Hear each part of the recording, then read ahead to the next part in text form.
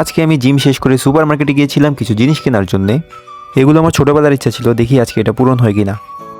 আপনারা হয়তো দেখতে পাচ্ছেন যে এখানে সবগুলো বাচ্চাদের জিনিস, বাট আমাদের বয়সটাও মনের দিক থেকে 11। আর আজকে $100 উইথড্র করার পর আমাদের $100 খরচ হয়ে গেছে মাত্র 20 মিনিটের ব্যবধানে। এটাই শেষ না, পরের দিন আমরা আবার আসবো আরও দ্বিগুণ জিনিস নিতে। যদি ভেবে থাকেন আমরা এগুলো দিয়ে খেলাধুলা করবো, আসলে না, আমরা এগুলো দিয়ে রুম সাজাবো। এরপর সেখান থেকে বেরোতে দুটি সুন্দর ঘড়ি আমার অনেক পছন্দ হয়ে গেছিলো, তাই খুব বেশি একটা দরদাম না করে আমি সেগুলোকেও নিয়ে নিলাম। এই ভিডিওটির পার্ট 2 আসবে সামনে। আর প্রোটিন ইনটেক নিয়ে আজকের ভিডিওটি এখানেই শেষ করলাম।